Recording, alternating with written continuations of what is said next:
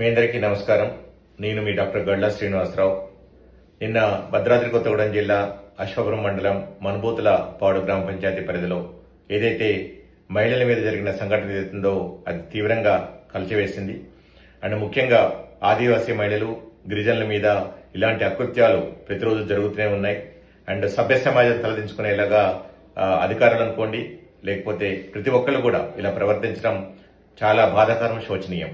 ఇకపోతే మహిళల్ని గౌరవించాలి, మహిళలకు రక్షణ కల్పించాల్సిన ప్రభుత్వం ఈరోజు చేష్టలుడికి కళ్ళప్పగించి చూస్తున్నది.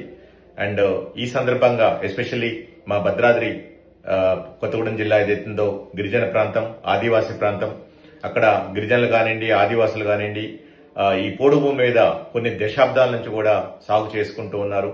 సో ఏదైతే పోడు భూములకు సమస్య పరిష్కారం చూపెట్టాల్సిన ప్రభుత్వం ఏదైతుందో ఈ రోజు కళ్ళు మూసుకొని కూర్చుందని మనం చెప్పాల్సిన దాంట్లో ఎలాంటి ఆశ్చర్యం లేదు. ఎందుకంటే ఇది అనాదిగా వస్తున్న సమస్యని పరిష్కారం చూపెట్టాలి. సో ఇక్కడ ఎస్పెషల్లీ ఈ మనుబోతుల గ్రామ పంచాయతీ పరిధిలో జరుగుతున్నది. వీళ్ళు ఫారెస్ట్ అధికారులు ఎప్పటికప్పుడు కూడా వాళ్ళు ఒకవైపు పోడు చేసుకుంటున్నారు.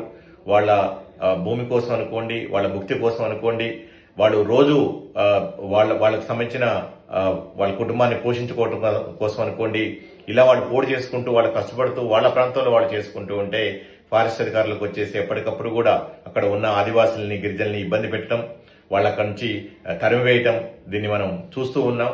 అండ్ ఏదైతే పోడు భూముల సమస్య ఉందో దీన్ని ఫస్ట్ ప్రభుత్వం పూర్తిగా పరిష్కరించాలి. దీనికి ఒక పరిష్కార మార్గాన్ని చూపెట్టి వాళ్ళకి ఏదైతే హక్కుల ద్వారా ఏదైతే వస్తుందో దాన్ని వాళ్ళకి కట్టబెట్టాల్సిన అవసరం ఈరోజు ఉన్నది. అలాగనే ఎస్పెషల్లీ మహిళల మీద, అది కూడా ఆదివాసీ మహిళల మీద ఏదైతే ఇలాంటి దౌర్జన్యం కానివ్వండి, వాళ్ళని నెట్టివేయటము, వాళ్ళని కొట్టివేయటము, అండ్ ఏదైతే క్రమశిక్షణ పాటించాల్సిన ప్రభుత్వ అధికారులు ఈరోజు దారి తప్పి అనాగరికంగా ప్రవర్తిస్తున్నారు. సో దీన్ని జనసేన పార్టీ తెలంగాణ రాష్ట్ర శాఖ పూర్తిగా ఖండిస్తున్నది. అంటే రాబోయే రోజుల్లో ఇలాంటి సంఘటనలు జరిగితే జనసేన పార్టీ పెద్ద ఎత్తున ఉద్యమించడానికి సిద్ధంగా ఉన్నది. అండ్ ఇలాంటి సంఘటనలు ఎలాంటి పరిస్థితులు దారితీస్తాయో ఇంతకుముందు భద్రాచలం దగ్గర సంఘటన కూడా మనకు తెలిసిన విషయమే. అటువైపు ఏదైతే అధికారుల మీద జరుగుతున్న దాడి కానివ్వండి, అలాగనే ఆదివాసీ గిరిజనుల మీద జరుగుతున్న దాడిని కానివ్వండి, రెండింటిని కూడా మేము పూర్తిగా ఖండిస్తున్నాం. అండ్ వీటిని అరికట్టాల్సిన బాధ్యత తెలంగాణ రాష్ట్ర ప్రభుత్వం మీద, అలాగనే తెలంగాణ రాష్ట్ర అటవీ శాఖ మీద ఈ బాధ్యత ఉన్నది.